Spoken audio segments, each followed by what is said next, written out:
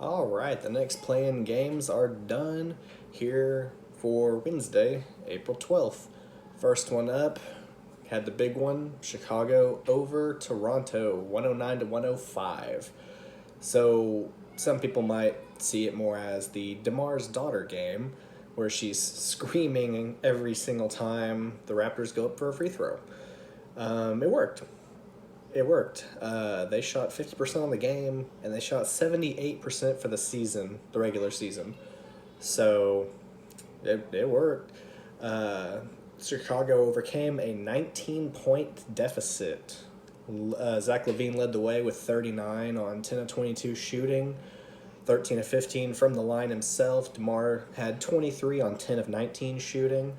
Um, Siakam led Toronto with 32 on 13 of 22 shooting. Fred VanVleet had 26. He only shot 8 for 22, but he was 7 of 13 from range, which is pretty good.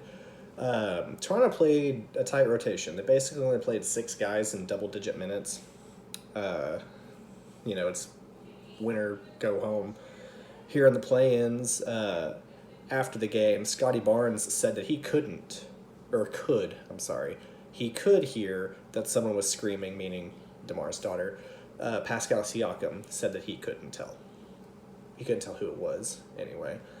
So that's pretty great. It's a big win for Chicago. They're going to go on to play the Heat on Friday. After the game, DeMar and Zach LaVine were telling you that's all you need to know about Pat Bev, given hustle.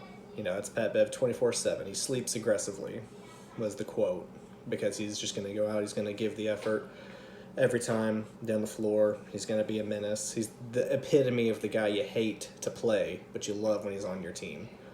Another report after the game was that he walked past Toronto general manager Bobby Webster and said, quote, "I knew they were effing trash." That's Pat Bev in a nutshell right there. It's a good game. It's a good game. Our other game was two younger teams. Younger's kind of arbitrary. Pels aren't super young, but had the Thunder beating the Pels 123 to 118.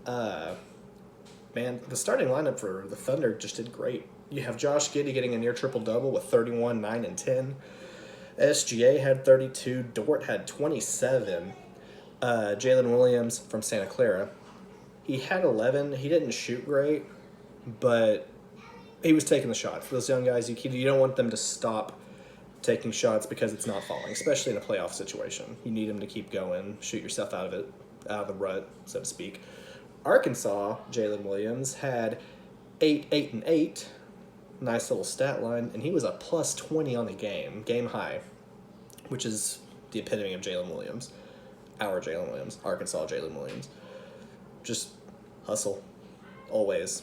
He got the rebound there towards the end that effectively put the game out of reach. On the other side, for the Pelicans, Brandon Ingram had 30 on 10 of 19 shooting. Jonas Valanciunas had 16 and 18, which he's going to gobble boards all day, 100%. Herb Jones had 20 on 7 of 16 shooting. Trey Murphy III had 21, and CJ had a rough game with 14 points on 5 of 15. You expect more from a player like CJ McCollum, but what can you do? The most interesting thing to me about this game is both teams had less than 20 points from their bench players, almost exclusively entirely starters, also playing heavy minutes because winner go home for the play-in. Off they go. The Thunder are going to play the Wolves on Friday, so we'll have two great games tomorrow, and the good old Raptors and the good old Pelicans have gone fishing, as they say on TNT. So we'll see how the last games of play-ins go tomorrow, which means I'm going to make full prediction videos for the first round, 2 separate videos, one for the East, one for the West, after the games. Probably do it Saturday, actually. But that was all the games, both of them, for Wednesday, April 12th. And hopefully we'll have some more good ones tomorrow night. See y'all then.